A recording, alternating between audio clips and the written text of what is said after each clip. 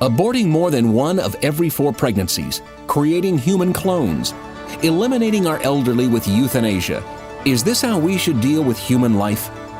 Find out how you can make a difference in changing our culture in this edition of Life Matters. Brian Johnston is the Western Director of the National Right to Life Committee.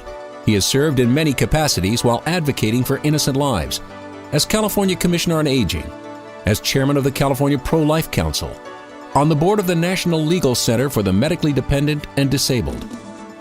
And now here's our host, Brian Johnston. Welcome back to Life Matters. We're your program on the right to life, on the culture that has emanated from that singular idea, and on the battle of ideas that's going on right now all around you. And if you're not aware that there's a battle, then you've already lost. That's right. The right to life is a very specific thing. It's something that our founders knew was essential for the success of a just society, and a just government must be built on the idea that government didn't give you your right to be alive.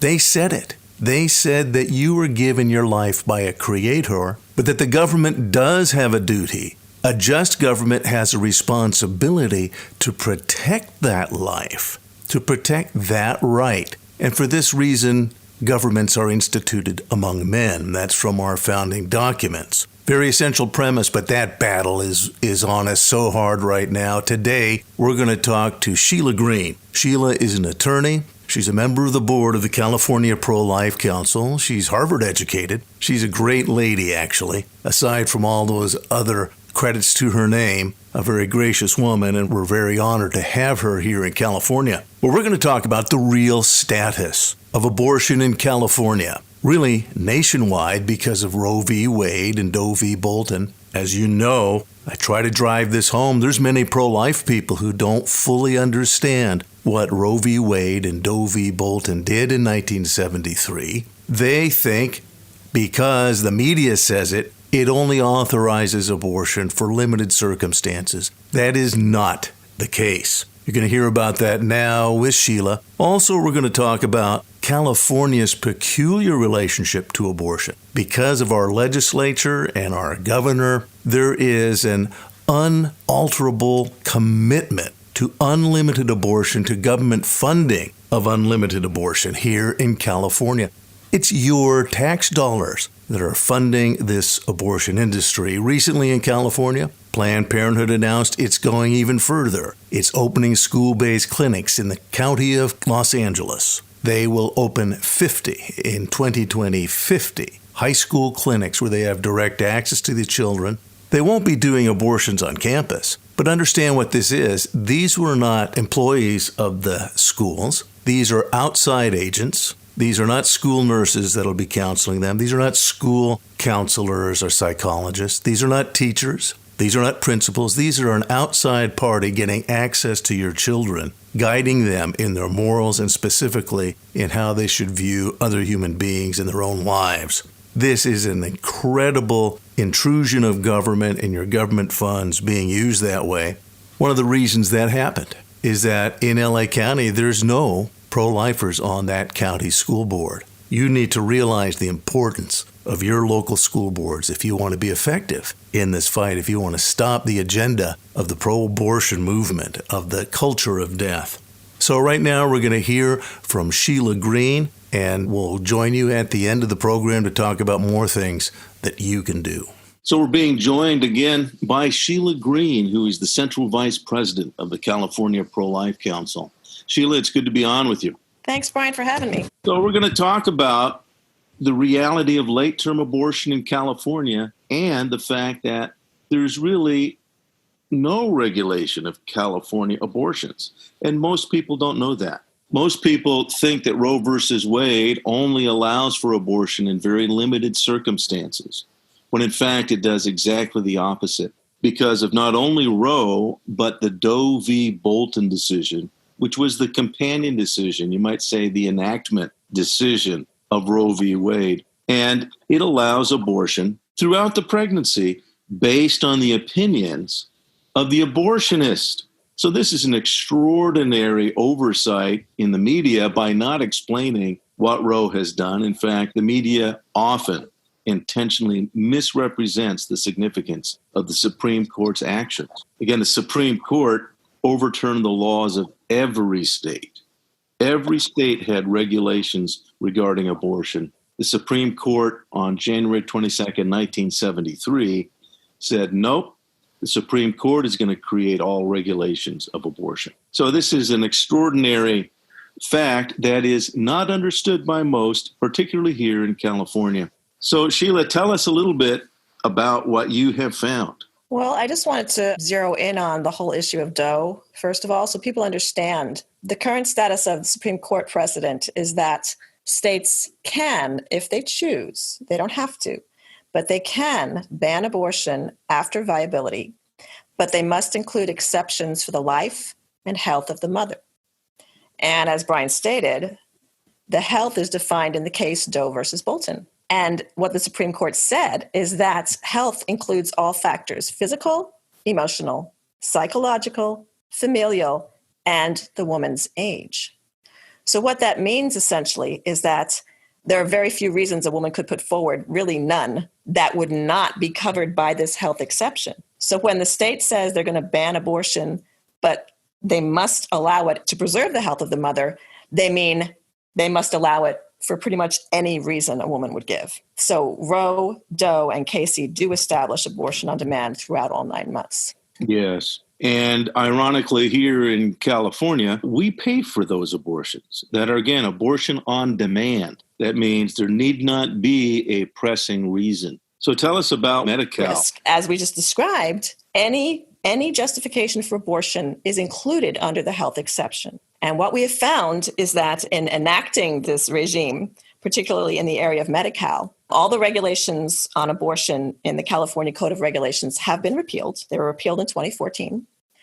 And what we have found is that in the Medi-Cal provider manual, it allows abortion. Let me read it for you. Okay. This is the manual that's given to providers, to doctors, abortionists. Abortion is a covered benefit, regardless of the gestational age of the fetus. So that cuts right through the whole viability supposed line. They say it's a covered benefit regardless of the gestational age of the fetus, and that medical justification and authorization for abortion are not required. And the Medi-Cal program covers these abortion services. Could you please restate that? I think that might be lost. That is of huge significance. Okay, sure. I'm reading from the provider manual, the Medi-Cal provider manual, in its page on abortion. And this is what abortionists use when they are trying to get reimbursement from the Medi-Cal program. So it says, abortion services, the Medi-Cal program covers abortion performed as a physician service. 1, abortion is a covered benefit regardless of the gestational age of the fetus. So that means all 9 months. They don't make a distinction even between viability, pre-viability, and post-viability. Mm-hmm. And the second is medical justification and authorization for abortion are not required. Now, basically what this does is this removes the fig leaf in the Supreme Court decision that says that there's actual protection for post-viable babies. Right. The health exception swallows up the rule. You can abort a baby throughout all 9 months. Right. And most people think that those only happen. There has to be something wrong with the mommy. Her life might be in danger, or her physical health. So there's a medical circumstance, and that's the only reason those are done. And if that's not the case, well, then maybe there's something wrong with baby. Oh, it's a deformed, quote unquote, I'm using air quotes. It's a deformed baby. So both of those are medically indicated reasons. Right. And Sheila, what you just read, again, for listeners to understand, the state of California is instructing abortionists who are going to get state money. You do not need any medical excuse. You can do this at any time during the entire pregnancy. Mm-hmm. You don't need this excuse of health, because you can just say it was your opinion you wanted to do the abortion, and that's sufficient. Yeah, you don't even have to say that. You don't have to say anything. Wow. They require nothing. Medical justification and authorization, not required. Yeah, because of the wording, there's no form to fill out for this doctor saying, this is the reason I did this. No. They don't have to put any reason. They don't even have to say what age the baby is. So this is an extraordinary fact about California law that the media has intentionally covered up. And for listeners, I hope you do understand that the popular media does not deal with the abortion issue with its facts. It uses slogans and misrepresentations. And most importantly, it's protecting an ideology that discards human life. Yeah. And unless you recognize that, you won't be able to get truth out of ABC, NBC, PBS, turn on your radio news, you read the newspaper. You won't be able to discern what's really going on if you take what they say. But the facts are abortion on demand, that means there need not be a justification, is legal in California throughout the entire 9 months. And you will pay for it. You personally, and your tax money you're the ones that are underwriting this. I have to correct something. I said that they don't have to give the gestational age. They actually do. Okay. But it doesn't matter. It doesn't affect whether or not the abortion can be performed or whether it can be reimbursed. Right. And so we earlier had Dr. Pat Marmion, who is a doctor. He's an OBG and has practiced in California, is currently practicing in Oregon. And he's spoken at length about the nature of gestational age and how it's being fudged. So even then, when they do put down the age, it can be fudged. And there's a reason that they do fudge that. And it goes much further than just getting the check. But that's another issue, and I recommend that people listen to the interview with Dr. Pat Marmion on the podcast. Dr. Pat Marmion, who is an OBGYN of great experience in dealing with this. Life Matters continues after this. They say sunlight is the best disinfectant. Did you know that California has a law in the books that says you need to protect babies born alive in the course of an abortion? But that law is simply ignored. The current legislature and Governor Newsom's administration support all abortions all the time. And they simply do not examine or regulate the practice, even though our tax dollars pay for it. We need to shine a light on this cover-up of the abortion industry in our state. Go to CaliforniaProLife.org and click on the Light of Day Project. We need the facts about late-term abortion to be examined and made known. We need the government doing its job to protect lives. We need the light of day on this. Go to CaliforniaProLife.org. And now back to more Life Matters with Brian Johnston. Welcome back to Life Matters. We're going to rejoin our conversation with Sheila Green, attorney and vice president of the California Pro-Life Council. Well, what else have you found there, Sheila? I found, interestingly enough, there's been a lot of debate in Congress about born alive infants. California actually has one, a statute that states that a child born alive after an abortion has the same rights to medical care as an infant prematurely born, spontaneously. Where is that found in the That's code? In California Health and Safety Code section 123435. Mm-hmm. But it's also the case that California, A, does not report to the Centers for Disease Control how many abortions we have. The Centers for Disease Control does not actually requires states to report. California is one of the 4 that doesn't report. And California significantly does not require abortion providers to report to the state. So there's no way of knowing how many children are born alive and are not taken care of. Right. And it's also true that the requirements for natal care require that there be nurses on duty who can revive the baby, respiratory help. They require medical people on hand in a normal birth that can tend to the baby's needs. And we have no way of knowing, because all the regulations have been abolished, whether these things are happening in abortion clinics. Do they really have a nurse on duty who can resuscitate the baby? Yes. And the odds are, of course, they don't, because the goal is to kill the child. Exactly. And there is no, and this is, I think, most significant, there is no regulation. This particular law has no teeth because there's no enforcement whatsoever. There's no one watching them. So it's critically important that people realize that these laws that seem to imply this protection for children simply do not exist. We know that in the state of New York and in the state of New Mexico, and also the governor of Virginia, who asserted the same principle, that it's now legal in those two states to abandon the child that's been born alive in the course of an abortion. It's part of the law to abandon the child without any repercussions. And the governor of Virginia, most folks know him for having appeared in blackface years ago. And Right. that has clouded over his much more alarming assertion that regarding human abortion, the child born alive will set the child aside and decide what to do with it later. And so this is intentional medical abandonment, which is a crime in most jurisdictions.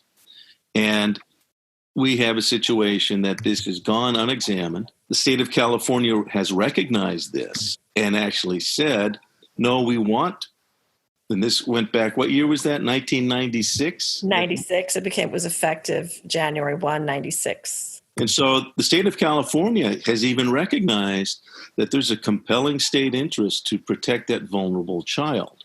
Right. And yet there's no regulation or oversight. It can't be enforced under the current regimen and regime. So the California Pro-Life Council, and we're really indebted to Sheila for her work in this area, we are moving forward in seeking to have that regulation enforced. And because of the current political climate, we know this already in the legislature, overwhelmingly abortion, pro-abortion legislature. The governor of California, overwhelmingly pro-abortion, despite his claim to Catholicism. And so we know this will be resisted, but it's critically important that these facts be made known and that people know. Again, in the state of California, in your city, in your town, if a child is born alive, instead of the mother throwing it out in the trash can, which has happened, the civic authorities have said, well, we want to care for that life. Bring that baby to a fire station, at least. That newborn should be protected. And again, that reflects what Sheila just read from our law. If a child is born alive, even if it was in the course of an abortion, the government has a duty to protect the vulnerable human beings in our society. And that's a principle that we actually do follow, except when it comes to the abortion ideology. Yeah. Abortion is committed to killing, and if they can't do it in the womb, they're more than willing for it to be done outside the womb. Mm-hmm. And this is deeply alarming. ABC, NBC, PBS, New York Times, Sacramento Bee, Los Angeles Times are not going to tell you about this. And so it's critically important that you be educated and informed on what the real facts are here in California. Sheila, any other points on later abortions in California? Well, I think it's just an indication of the whole slippery slope that I know when abortion first became legal, this was a concern. This is going to lead to infanticide. And people said, oh, no. We have too much confidence in our own morality. It's obvious that we're not moral enough to keep ourselves from doing the hideous thing that's before them. I'm an abortionist. He's supposed to kill the baby. This is the context. The mother said she doesn't want the baby. What incentive does he have to save that baby? He's being paid to kill that baby. It's madness to say that this would not have led to infanticide. And that's seems to be where it's going, where it's been going. Yes, and I think you made a very good point. I've heard this before when even some pro-life people have made the statement, and it's a bit fatuous, but they've made the statement, you can't legalize morality. Oh, I hate that. And so they use that to justify not caring about these policies, not speaking up about what the laws are. Instead, well, we just want to care for those babies who aren't killed. We have to speak up about the law because the law is morality. Exactly. It is the morality of a culture. It is. And when we say, no, we don't want to care about the laws or civics, I don't like that. It confuses me. Or what's worse is they don't want to offend anyone. Some of their friends and neighbors might not understand the abortion debate, so they don't want to bring it up. And that is the worst possible thing to do. And I know people are uncomfortable with the comparison to what happened in Germany But I know people, I've been to Germany several times, and know people who lived through that as citizens. And the fact is that they would grow quiet. They did know what happened. And it was one of the reasons that General Eisenhower insisted that the citizens of Dachau, who were just next door, they knew what was going on. Mm-hmm. That he insisted on forcing them to walk through that prison camp, which was really a death camp.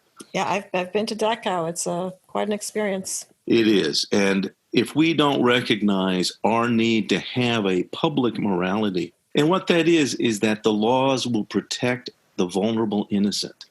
That is the basic premise of society, that the law exists not to boss us around, but to protect those who are being bossed around or controlled by others. Mm-hmm. That your life is the most precious possession you have.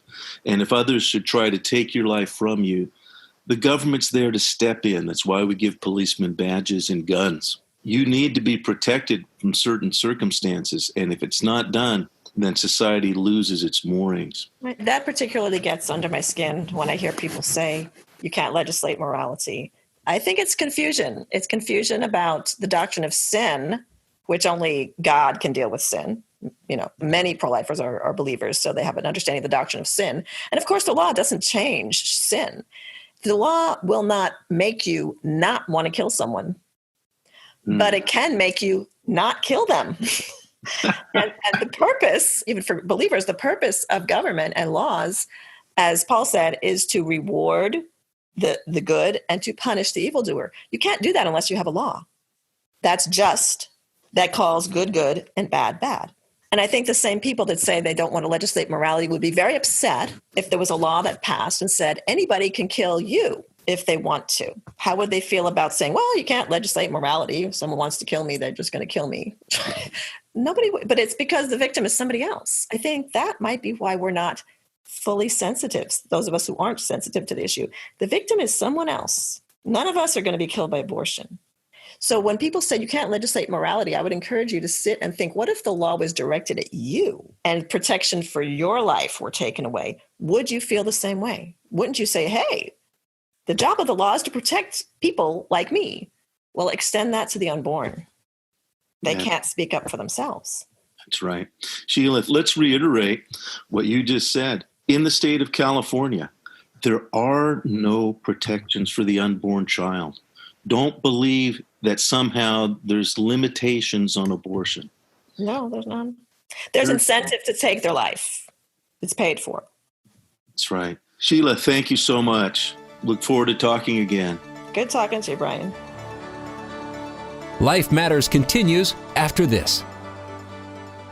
Life Matters is sponsored by the California Pro-Life Council, the state affiliate of the National Right to Life Committee. To find out more on how you can help and be involved right where you are, go to californiaprolife.org. That's californiaprolife.org. We'll tell you how you can get involved in your local community, how you can be effective if you want to be a pro-life speaker. We have training programs and open doors of opportunity for you to speak on a life issue. If you'd like to donate your car or a boat, you can do that at californiaprolife.org. Car Easy makes it easy, and you find that on our website. We get the most of any donation program. Car Easy allows us to get the most out of your car. Maybe you're not getting the trade-in value you wanted. Maybe it's just not running the way it used to. Let your car be used for life. Go to californiaprolife.org and find out what you can do to make a difference. californiaprolife.org. Be sure to subscribe to the Life Matters podcast with Brian Johnston. Go to lifematters.life to subscribe.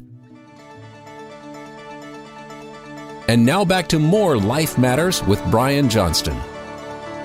Well, that was a pleasure to interview Sheila. We hope to have her back with us again soon. I want to reinforce what she ended with, and that is the legal significance of the right to life. If you've been listening to this program, you know by now that that's exactly what the right to life is. It's a legal right. It's not one that's arbitrarily made up. You hear it all the time. I have the right to, you name it. What are some of the new issues? I have the right to change my gender. I have the right to, and then fill in the blanks. No, the founders actually established what basic principles of government are. And one of the first is the right to be alive, and that the government cannot take your life from you, nor can it allow your life to be taken from you, any individual's life to be taken, without due process of law. So what that means is society is built on the idea that innocent lives should be protected by government, and miscreants, those who take life, should be judged by government. That's why we have the judicial system. That's why we have policemen empowered with guns and badges to protect the lives of the innocent. And in 1973, what happened was not merely all 50 states losing their ability to protect babies in the womb. All 50 states had such laws. But in 1973, the right to life itself was removed, and no state could protect that child in the womb. This is a legal question, and if you don't examine it, if you only go after its implications, that means, yes, women will be hurt through abortion. There'll be emotional need for counseling. And we do support those women, and they should get counseling. But if that's the only answer you have, and you're ignoring the very real civic duty we have to stop this, then we're ignoring our responsibility as citizens. So don't pretend you're not a citizen. Make sure you understand what the laws are and that you have a responsibility to elect good lawmakers and pro-life lawmakers who will affirm the right to life. We're going to attach the documentation for everything that Sheila and I have talked about in today's program. We're going to attach that at lifematters.life. So if you listen to the podcast, you know that's where you can get it, and you can get the chapter notes, the episode notes, and we'll give you all the documentation on this. Perhaps what's most important, this isn't just for me to know and for Sheila to know, or even just for you to know. We want to equip you to help educate others, and it's critically important that people awaken. As we said in the program, the pop media, the culture itself, even well-meaning people have come to simply accept abortion as part of the status quo without fully understanding its implications or just how legal and how widely it's used. This disregard for human life comes at a great cost to all of us. If you have more questions, you can call 800-924-2490. Please leave your contact information. Speak slowly and clearly. That's 800-924-2490. Or go to CaliforniaProLife.org.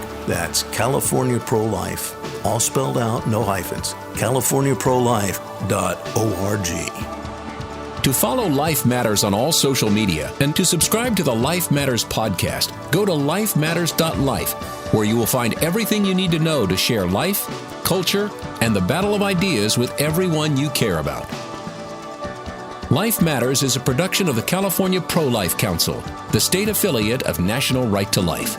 Wherever you are in the nation, you can find out more at National Right to Life. You can find vital pro-life information and also find the access to your state and local Right to Life affiliate. Get informed and get involved.